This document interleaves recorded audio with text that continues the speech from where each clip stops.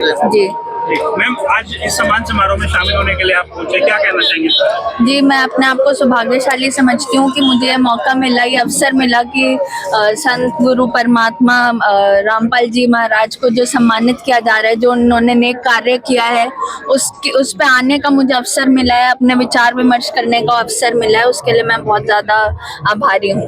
Ma'am, लगता है आपको कि जो मदद संत रामपाल जी महाराज जी की तरफ से की जा रही है लगातार, खासकर हरियाणा के अंदर भी, तो इससे समाज में काफी मदद मिल रही है, जैसे किसानों को या मजदूरों को या जमींदारों को, क्या कहेंगे इस बारे में? बिल्कुल, डेफिनेटली उनके ये जो काम है उससे बहुत ज्यादा, जब सारे दरवाजे बंद हो गए थे, एक उम्मीद की किरण जलाने वाले संत गुरु जी ही थे।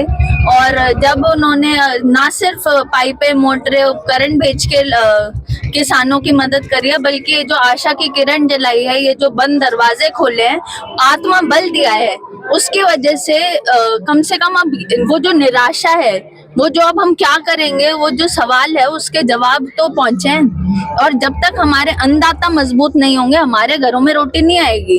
तो इस टाइम पे जब किसानों को सबसे ज्यादा मुसीबत थी, उनके ऊपर सबसे ज्यादा मदद की जरूरत थी, तो जो मसीहा बन के आए हैं उनको सम्मानित करने का अगर अवसर मिल रहा है, तो इसके लिए तो हम सभी आभारी होने चाहिए, हम सब कृतज्ञ हैं। अन्नदाताओं का कहना है कि जो संत रामपाल जी महाराज जी हैं, ये किसानों के मसीहा बनकर आए हैं। आप किस रूप में देखते हैं मैम? बिल्कुल, इस बात में कोई दो राय नहीं है। एक होता है कि बातों में हम ये सारी बातें कि चलो सुन के हमने बोल दिया कि ऐसी बातें, लेकिन उनके कर्म ये सिद्ध कर रहे हैं।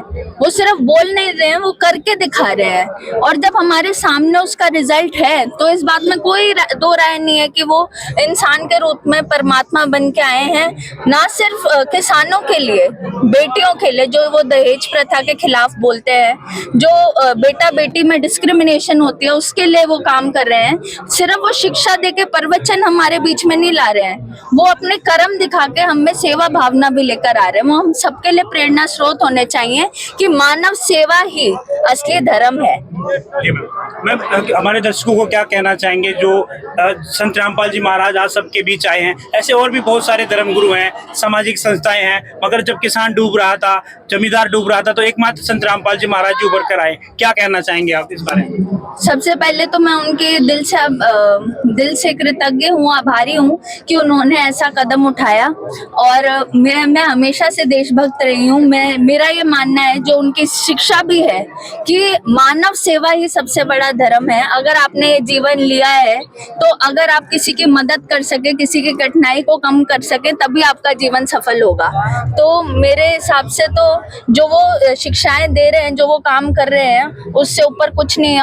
और भी लोगों को उनसे प्रेरणा लेनी चाहिए। जैसा कि आप कह रहे हैं, और भी बहुत से धर्म गुरु हैं, वो भी इसी तरीके से अगर आगे आएंगे, उनके जो फॉलोअर्स हैं, उनके जो सपोर्टर्स हैं, वो भी सब आएंगे, तो फिर समाज में फैली हुई कुरीतियां और कठिनाइयां अपने आप लुप्त हो जाएंगी। धन्यवाद। तो अभी आपने सुना कि मैडम जी ने कहा है कि जब किसान, जो अन्नदाता पृथ्वी का है, जब ये मजबूत होगा तो पूरा ये पृथ्वी मजबूत होगी और हर घर के अंदर एक वो उम्मीद होगी जो अपनी ताकत और मजबूती का प्रदान करेगी। और दूसरा वन मैडम ने बोला है कि जो और भी धर्म गुरु जो हैं उनको भी समाज में आना चाहिए। तो बिल्कुल मैं भी कैमरे के माध्यम से आपको बताना चाहूँगा कि ये जो और धर्म गुरु बैठे हैं, जो करोड़ों अरबों रुपए चंदे में लेते हैं, दान में लेते हैं, तो उनको भी इस सामाजिक कार्य में और ये मानव उत्थान के कार्य में लगना चाहिए।